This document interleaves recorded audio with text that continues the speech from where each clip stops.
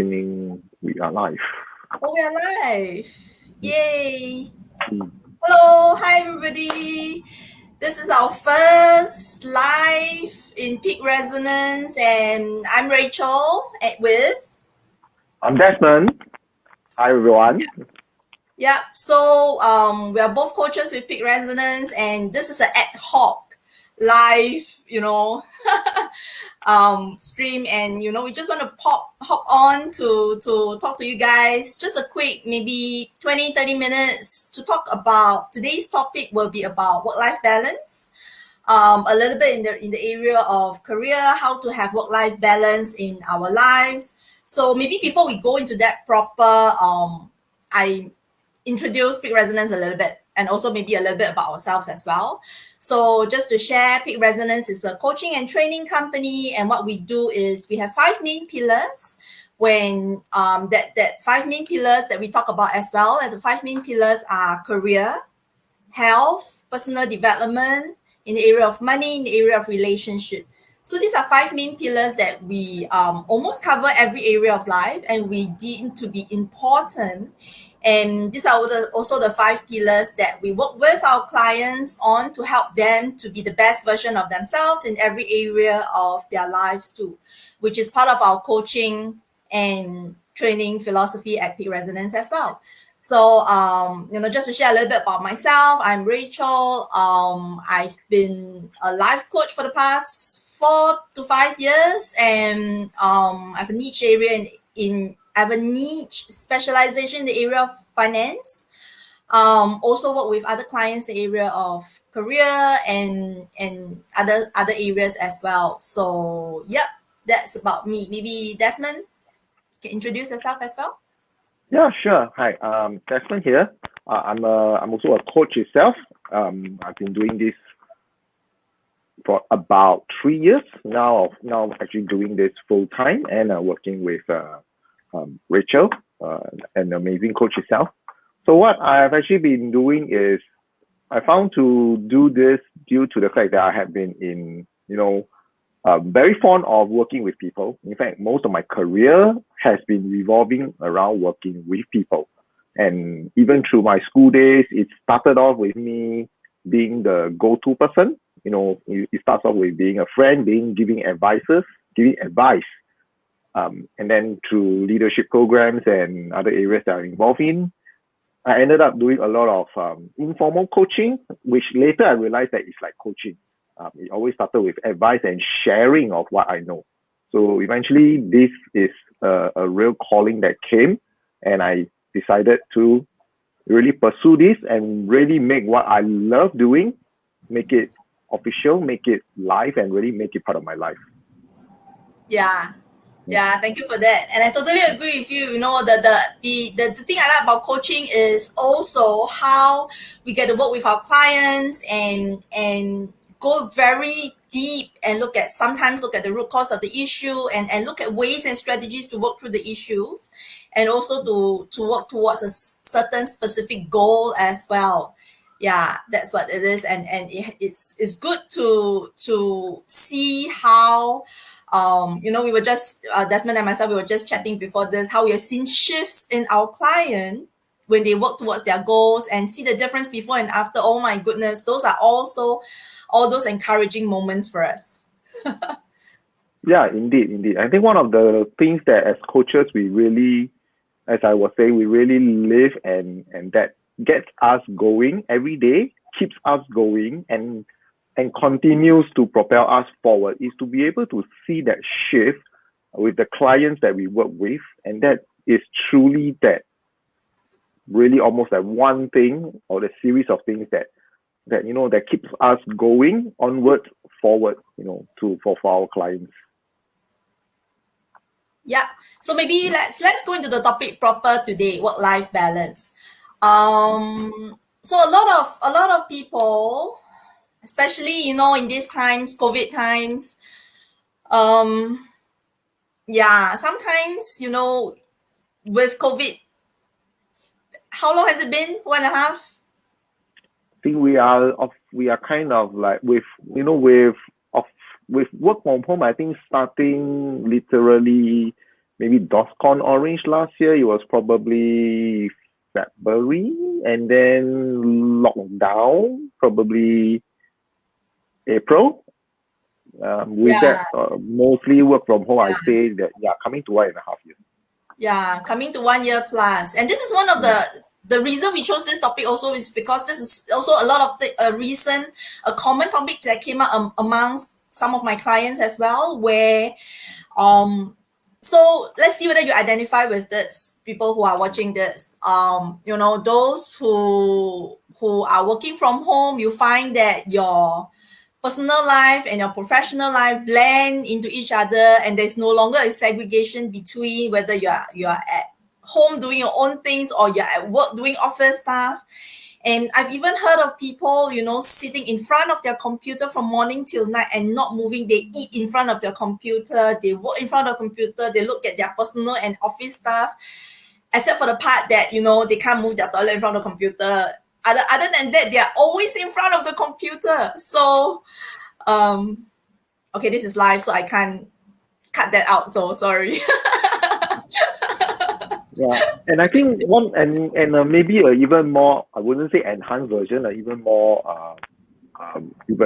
more unmovable, it would be that I've actually, because not everyone manages to really reset up a full workstation at home for the WFH, because a lot of them were usually work from the office, so they have never actually set up. And then with the kids maybe already using the main dining table. So I've actually heard about people who have been, in fact, working off their bed. So coupled to the fact that your house, your bed, your workstation, your leisure is all on your bed, I think that is like as close as it is to really what I like to call everything meshed up together, like mashed potato, really all meshed up together. And that is almost like the most almost like an extreme level that I have actually heard. Wow.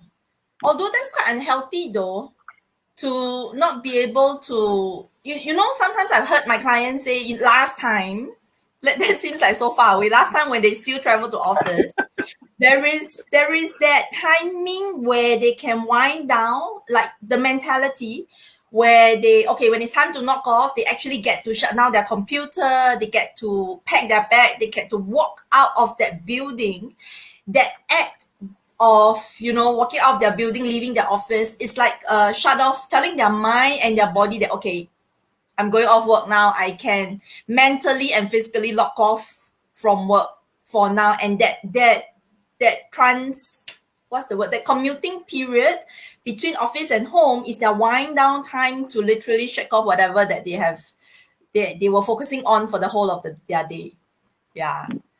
Yeah, and I totally agree, because I mean, it's very, I have to unfortunately say, it's very normal that there are people in certain industries who unfortunately need to maybe go home and carry on. But what you mentioned here is really a good segregation last time, because between, say, 6 o'clock, let's just say 6 o'clock, they knock off, they need a bit of time to travel. By the time they get home, they also need a bit of time to have dinner and maybe even probably shower and, get changed to something comfy. So probably you look at, say, at least a gap of maybe 2 hours to 3 hours before they pick up some of the work, and maybe work a little bit later before they actually rest for the night. So at least there is this little break in between. But we work from home, the workplace is like 10 steps, 20 steps from where you actually take a break. And like I mentioned, because some people have to work off maybe their bed or work off their sofa, there isn't 20 steps. It's where you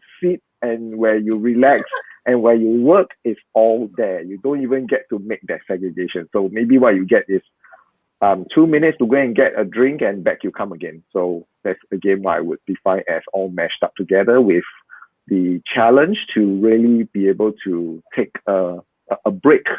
The commuting break is unfortunately unable to happen for now, and that sometimes is a bit of a challenge for people who are working from home. Yeah, man. So maybe let's talk a little bit about what can they do, now that this is part of maybe norm, like a new normal, and perhaps in the foreseeable future, working from home may be more acceptable, Common. more prominent. Well, personally, I like it, even though there are times where I still bring my laptop and leave the house and do things outside. So the different environment brings up different inspirations. So, but for those people who are working from home, what can they do? What do you think? What are some of your Okay. thoughts? Well, some of my thoughts will be to, as much as possible, even if let's say you really have some space constraint itself, look at allocating a place. So one thing that I really would want to advocate is to leave work out of the bedroom as much as possible, because the bedroom is really what I would really call a sanctuary for you to rest, for your body to rest and even heal for the night when you actually have your sleep. And so, and of course, from a scientific point of view, the blue light on your laptop is going to disrupt your sleep patterns itself. So really, the way I look at it is, I would really recommend to segregate a specific area so that it actually helps you to kind of calibrate a work area, just like that commute, so that when you actually go into that corner of that work, you kind of like then go into that work bubble, just like you would in an office environment. Because that is where your work bubble is, your colleagues are there, your phone rings, and you get into that zone where then you are productive, you get moving, so that you can actually create a similar way so that you can mentally disengage when you actually move out and when you need to attend to other areas. This will also help to, what I would see as help to have a bit of mindfulness so that you are present when you're at work, and when you need to disengage and attend to maybe family issues, family itself, the kids, talking to the spouse or even the parents or other areas, then you are able to be present at each point. You're present at work, and then when you need to disengage from work, you can be present at what you actually do, instead of, when you need to come out and do family issues, but then your mind is actually still at work. And then, you're neither at home, you're neither at work. So at least mentally, you can also create that segregation or area. Yeah, that's a very good point. And I want to share a very good example myself. What happens if how to make it work if you work and sleep in the same room? That's my exact current situation. I have two laptops. This is one. My another one is here. So this is my standing desk that I'm working at. This is the place where I stand and I do my live shows or recording or anything. Anything live I'll do standing. So my coaching space is just beside me, is here. There's another laptop in front, and I will sit, and that would be my space for coaching. And I want more. My Netflix space is behind me. Wow. Imagine my small room. I have my bed there, my table here. I have another table behind me, which is my Netflix space, and my cupboards in front. So how amazing my room is, and how compartmentalized, how segregated it is. But I make sure that I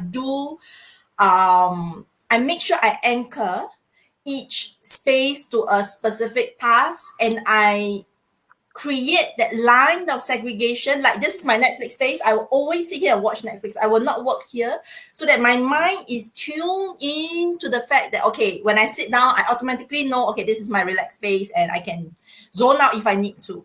Yeah, that helps. Well, that's cool. That's I think good advice, and actually thanks for sharing how you actually do it. I think that is a great example of, even if you have a very limited space, to be able to really work within what you have. So I think even if we take it into a more tighter context, like this is already like your room itself, and you've already managed to segregate to make it work. So I think for viewers who actually learn this, you can really look at segregating little areas within, even if you really only have one bedroom, to be able, because what really matters is, as Rachel says, it kind of like anchor you to a certain position, even though like between her shift is only like a slight shift, and pattern itself. But in terms of the mind itself, being able to get that focus and be able to shift is very, very important, because our mind is really very connected. So even if you can't physically be away at another place, you can easily get your mind to virtually, and this virtual is in the mind. It's not just virtual as in online, but you can really in your mind visually adjust and put yourself into different areas. Then you will actually be able to go into a different mode and be able to allow yourself to then be in a different state for different things. And I think that is very important, because when you want to Netflix, you should Netflix and you should enjoy your Netflix time. Yeah, I'm a value person for now, so but it's the same thing. When you want to Netflix, have your relaxed time, be present, be there and enjoy it, so that when you get back to other areas, then you actually have that same focus into doing that area, whether it's your work or with these other areas that you are actually busy with. Yeah. I have another way of doing it that will help, and I actually got this from one of my clients, or rather a few of my clients. It's very interesting, some of the ingenious ways that they have to help them create that segregation. So I also have this belief that humans are resourceful. We are all very resourceful creatures. Whenever we face a situation, it's all about thinking out of the box, how to make it work for us, no matter which situation I'm in.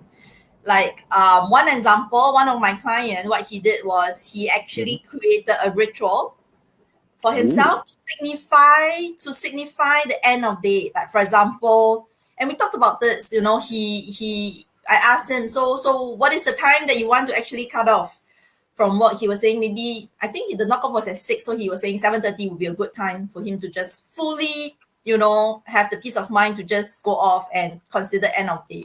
So there has to be official cutoff for him to have a life, literally have a life outside of office. So the ritual that he did was he closed his laptop, and it's very interesting. He had what's coming to me is tablecloth, but it's not tablecloth. It's like a cloth or some it's not tablecloth. It's oh my god, that word just flew away.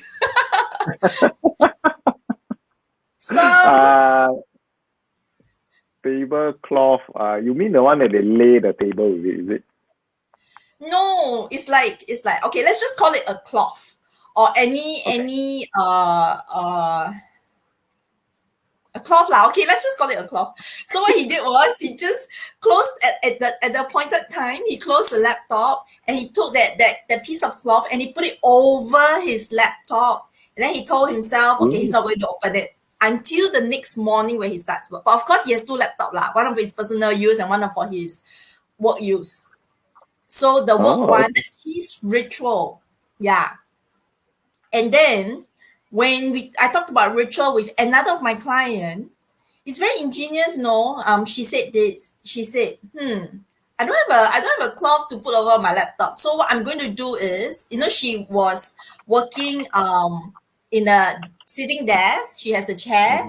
So she said, so end of the day, what she's going to do is she is going to, at the appointed time, she's going to close the laptop and she will take the chair and she'll move it. She'll move it into out of the room into either to the side or out of the room into the dining table or something. Yeah. So without that chair, she can't sit down and work. So that will prevent her from going from that urge to open the laptop to see or to check on her emails and stuff.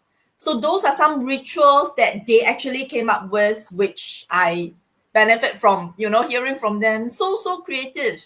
Yeah. Oh yeah, that's interesting. Okay, that's interesting.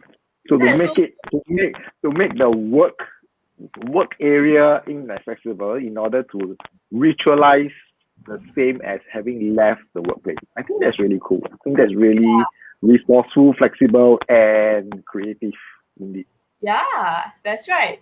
So, whoever is watching now, if you can think of any ideas, to signify any rituals, to signify the end of your workday or anything that you are already doing, maybe you can drop a comment in below this video as well. And, we can all share our collective wisdom and share the tips and tricks with each other. Yeah. Yes. So if you have any tips that you are using or you've heard of something, feel free, interact with us, drop it into the comment, and let us know what you think. Cool. So what else? What else? What else can people do to create that work-life balance for themselves? What else can people do? I think for me, I mean, there are some techniques that I've actually heard of, and it kind of like it's also along the same line where in the mind there actually is creating a virtual kind of segregation itself. So I actually kind of like learned, heard about this technique. I've been kind of like trying to practice it as well. Is such that in the mind for to be able to work on different projects at different times. Sometimes we might be working on different projects within the day. I mean, if there's different techniques, some people like set a day for certain type of work. Some people set a day for certain type of work. But sometimes it might be difficult to just do one thing for one day. And so this technique I actually kind of learned was to kind of create I forgot what is this hexagonal uh four four-dimensional hexagon.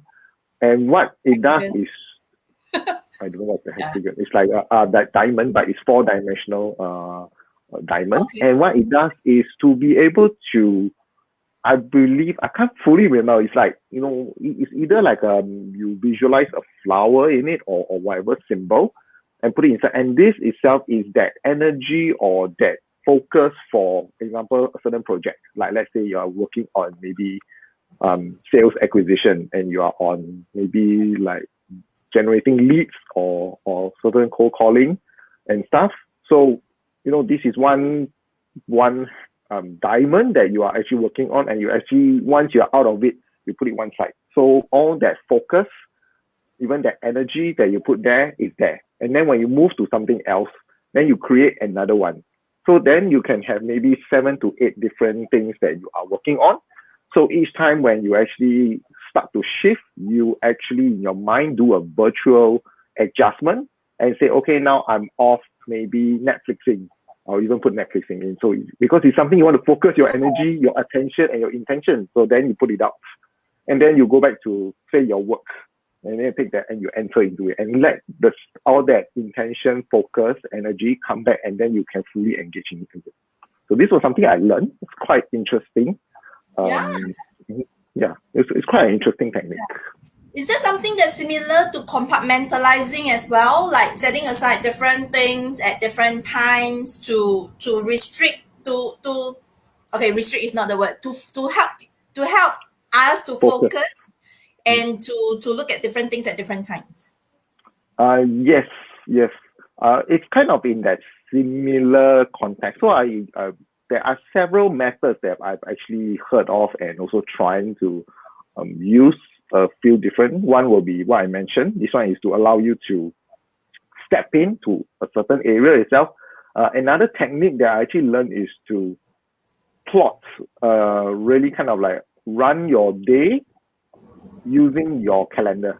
So once you've allocated your time for that certain period of things to be done, you're basically giving yourself that timeline to do. So if I'm setting myself, for example, 2 hours to do content writing for maybe Facebook Live, maybe for our next Facebook Live. So within the 2 hours is my deadline. So kind of like a self-created deadline to do it. But also the same thing is that if I created that time for Netflixing, it is my deadline to Netflix. So I better Netflix that period of time that I have. Because one thing that I really learned is, and I really agree, is that time that you plan to waste is not time wasted. I think that was one amazing statement that I love. Yes. Yeah, that is so deep. We should type it out in the comments later. Yeah. Time that is planned to be wasted to is waste. not considered wasted or something. Yeah, time that you plan to waste. Let me put this up in the bottom. Time that you plan to waste is not time wasted. Okay. And then let me show this. Wow. Yes. It can be quite deep, when when we think about this phrase, time that you plan to waste is not time wasted. So true. Yeah. So true. Yeah. Yeah. Yeah. Yeah, and in the comment, I actually have Ying Ying, who actually, hi Ying Ying, that she mentions how she works. She works on her bed while she works from home, like kind of what I mentioned. Some people ask. How she ends the day is she will switch off the charger after lunch so that the battery will drain out. So by the end of the workday, the laptop is flat. Oh, I think that's an interesting I like way. this idea. This is the, oh my God, my battery is running. I have to finish my work soon. Faster, faster, faster. And then before the battery finishes. Yeah. It's good. It's Yeah, a I think that's great idea. So cool. Yeah, that's an interesting way. Well, so yeah, today we are learning a lot. Yeah. Yeah. Great. Great. Yeah.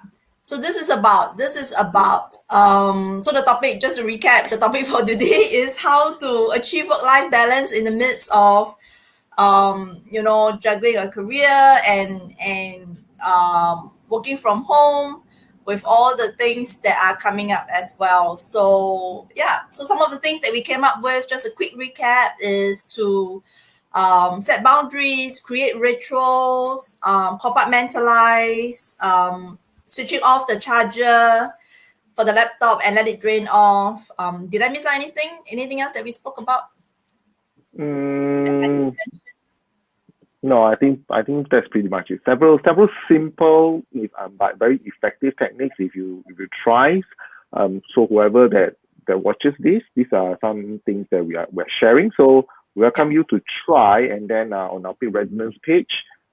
Also, you're free to come back to this video or even just leave us any comments onwards on what works for you. And we're always happy to hear more techniques that some of you have to help you achieve work-life balance.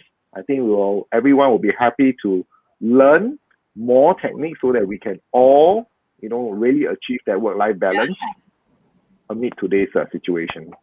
Yeah. That's right. I like the part on, coming back and let us know whether it works for you, how it works, or if you manage even tweaking it, taking some of the ideas and tweaking it into a style that works for you. Let us know as well. It'll be interesting to find out, how creative each of us can be. Yeah. Yes, indeed. I think creativity is really very. It's really a human.